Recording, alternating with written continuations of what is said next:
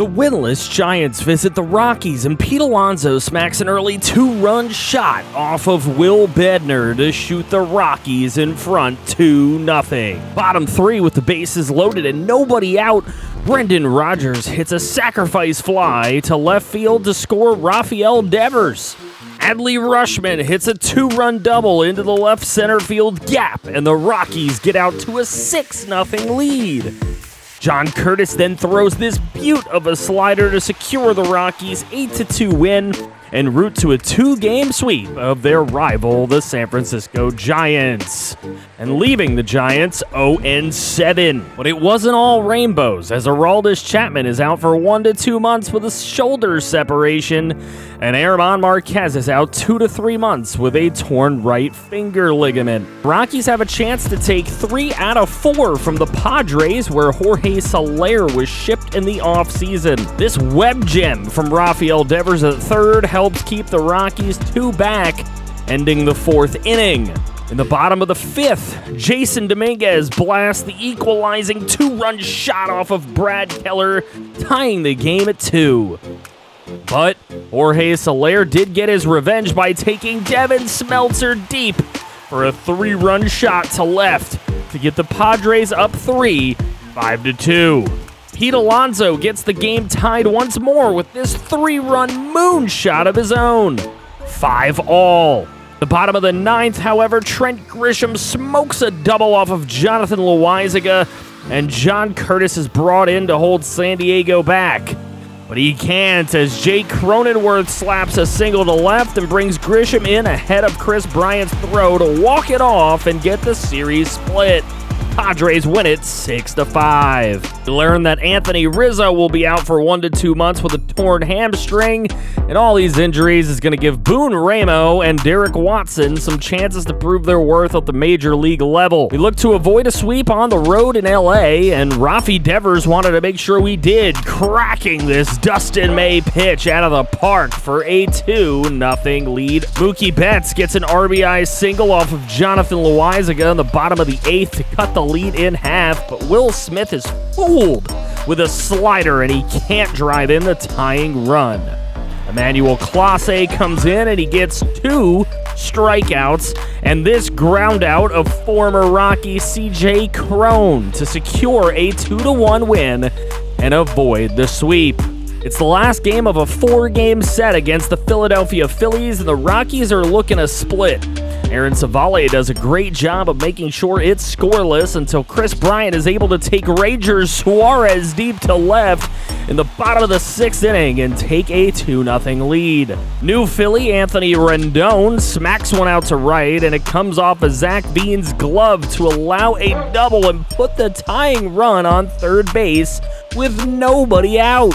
Rhys Hoskins hits a sac fly to center field to score the tying run. Chris Taylor then smacks a single past Pete Alonso to put runners on the corners so that Steven Duggar could come up and hit yet another sacrifice fly to center and give Philadelphia the lead. Lucas Luetge gets Devers to pop out to shallow center, but Pete Alonso rocketed a double off of him to put himself on as the tying run. A ball hit up the middle by William Contreras bounces off a glove and allows him to reach safely for runners on the corners. Roger Mesa then smacked a single to right to tie the ball game. What an unlikely hero. The Phils gave up on Lucky, and it was Dominguez on Dominguez for a pop-out to end the inning and take the game to extras. The Phillies ended up taking over in the 10th inning, however, with big hits from Harper, Rendon, and they win it 7-3 to take the 3 out of 4 on the road at Coors Field. Boone Ramo got his second start with the team in the next series against the St. Louis Cardinals, and he got out of a jam in the 1st inning to be able to keep the game scoreless. But later on, Tyler O'Neill cracked a 3-run blast off of Ramo to give the Cardinals a lead that Giovanni Gallegos would come in to keep by striking out both Zach Veen and William Contreras to give the Cardinals a 5-3 win in Coors. Fortunately, the Rockies were able to avoid the sweep with a 6-5 comeback win with 4 in the 8th. Ramo had a chance to redeem himself in Cincinnati with a chance for the Rockies to sweep going up against Yusei Kikuchi. He pitched 6 shutout innings, but Tyler Stevenson was able to walk it off against Alex Reyes in a game that Emmanuel Clase was somehow unavailable to close. And the Rockies fall 3-2 in Cincy, only taking 2 out of 3. In May, we threatened to sweep the Pirates in a 3-game set at home. John Means was the starter, and Liover Peguero shot a single up the middle of the infield to drive in the game's first run. He then hit a solo shot in the 5th that made it 2-0 before William Contreras came up to the plate and hit this 2-run bomb to left field for his 6th of the year, tying the ball game at 2. Means then gave up a shot to straightaway center field by Matt Frazier for his 4th of the year to give the Pirates a 4-2 lead. In the bottom half, Chris Bryant hit a single to center, and he ends up driving in a run to bring the Rockies back within 2 runs. Bottom 8, Pete Alonso was 0 for 3 for the day, but he hits this double over the head of Brian Reynolds and off the wall to tie the game at 5. Shohei was intentionally walked, and Mitch Keller was brought in to face William Contreras, who flies out to center field and ends the 8th inning. In extras, the Pirates' new closer, Josh Hader, trying to hold down a 6-5 lead. Chris Bryant flies to center, Rafi Devers strikes out wildly, and it's again up to Alonso, who comes up to the plate and slams one out to left center field. A 2-run walk-off shot to end the ballgame, 7-6 Rockies.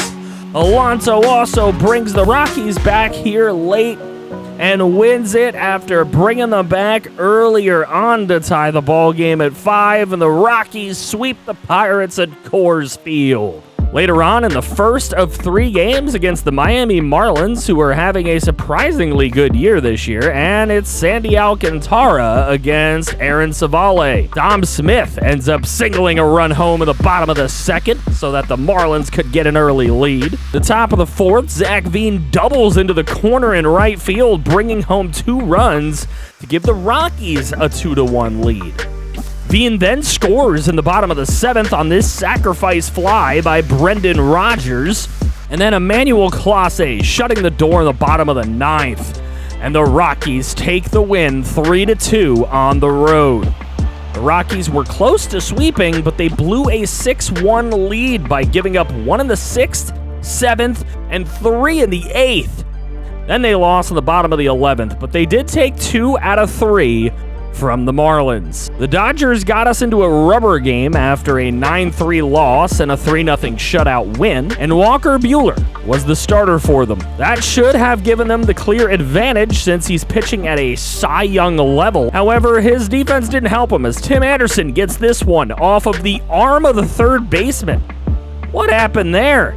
That's terrible. By the bottom of the 5th, LA had taken the lead, and Freddie Freeman extended it with this deep fly ball to right center field, which amounted to a sacrifice fly and a run scored. Aaron Savale then froze Will Smith on a low fastball and got out of any further trouble. Adley Rutschman came up in the top of the 6th inning with 2 on and 1 away, and he hit a ball to straightaway center field that barely got over the wall and became a 3-run shot, his 6th of the year, to put the Rocks back on top by a score of 4-3. By the 8th, the Dodgers had tied it up, and Tim Anderson got a blooper to land softly in shallow center to drive 2 runs home for the Rocks and get them on top once again. However, the inning wasn't done here, and Jason Dominguez lined a single into left field, and one bad dive allowed it to become a triple.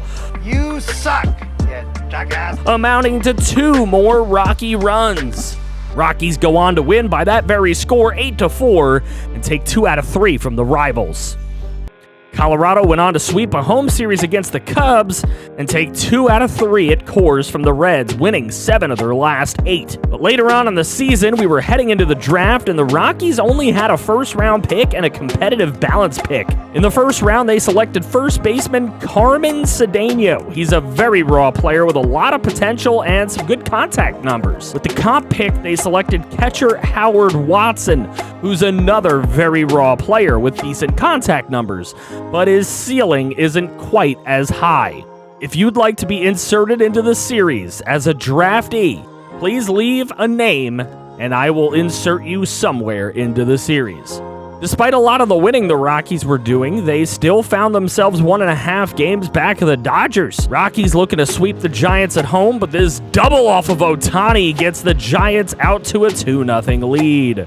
Runners on the corners in the bottom of the second for Jason Dominguez to drop this one in left and cut the lead in half. A cutter down and in bites Ohtani in the 5th as Tony Kemp smashes it out to right center for a 2-run shot, extending the Giants' lead to 3.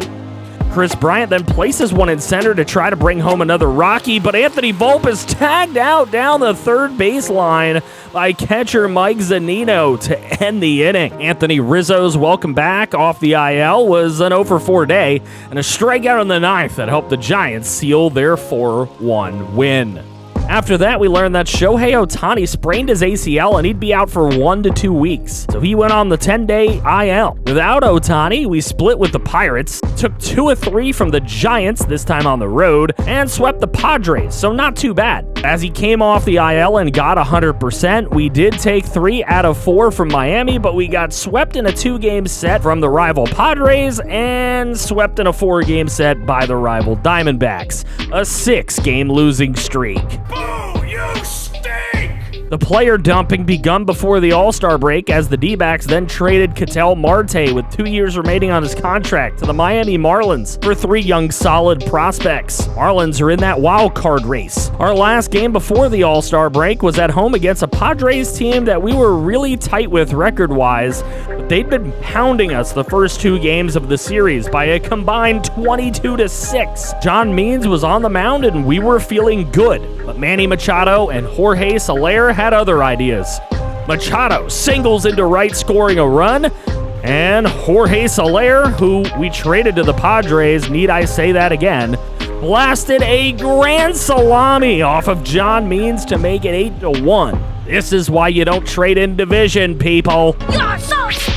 William Contreras at least hit his 9th home run of the year, a 3-run shot to try to make it a ball game, but it was too little too late. 9-5 was the final, and the Padres had swept us with a combined run total of 31-11 right before the All-Star break. At the break, the Rockies were 55-43, 3 games behind the division-leading Dodgers, and 1.5 behind the second-place Padres. At least the Rockies were 2.5 games ahead of both the Phillies and the Marlins for the second wildcard spot, but if it were postseason time, that would mean that we would have to go on the road in October against a team that just drilled us. Thank you to all the channel members, and special thanks to TClink24 for being a franchise QB. If you would like to join as a member, check that by hitting the join button below the video.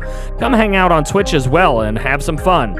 Also, go check out the TikTok. We're going to start posting there. I build you back somehow.